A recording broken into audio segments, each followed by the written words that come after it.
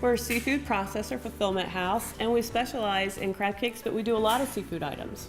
Last year, my electric bill was $60,000. That's why we looked at the energy efficiency program, and we decided to go with the solar hot water and the refrigeration units and bring our electric bill down.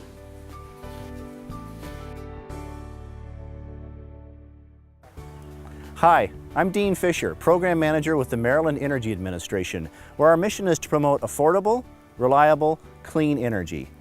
Let's look how the GreatGourmet used energy efficiency measures to run a leader business. Explain the upgrades to your refrigeration units. Well, we recently just upgraded all the controls, which really saved me a lot of money. I just got my first power bill, and it was lower. And it's summertime right now, and I really expected to get an increase, and instead I got a decrease. So I can't wait to see what the rest of the year is like. Rami, she's saving money. Can you explain the technology of how this is occurring? Sure. Refrigeration equipment is very energy intensive. The compressors outside and the evaporator units inside cycle as if it were 95 degrees all year. The facility uses about 500,000 kilowatt hours a year, and about 50% of that is attributed for the refrigeration equipment. What they did was they installed head pressure controls on the outside compressor condensing units. This allows the head pressure for these units to vary with the outside air temperature, saving energy because the compressors do not have to work as hard.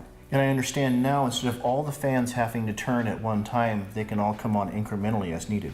Yes. There are solid state controls on the evaporator fans also that allow them to run only when there is refrigerant going through the piping inside. So when the compressors outside turn off, the evaporators also turn off at the same time.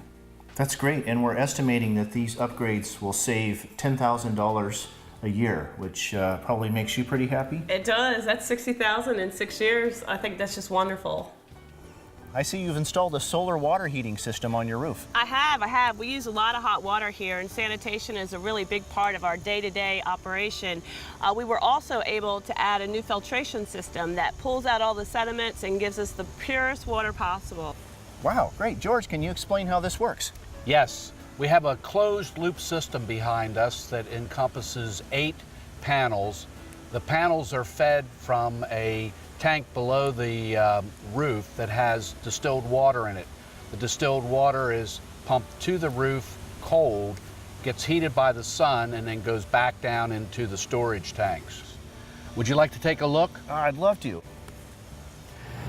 Dean, this controller tells the panels on the roof that water is coming up.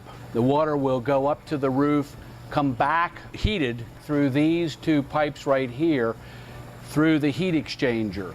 The heat exchanger is transferring the heat over to the water that's stored in these 2 120-gallon tanks.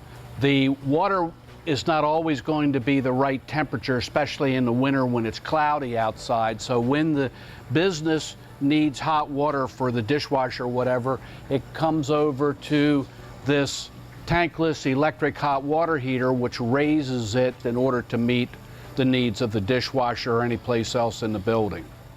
Coupled with other water-related efficiency measures, the solar thermal system will save over 20,000 kilowatt hours of electricity and more than $2,000 a year. This is really amazing. Thanks, Dean.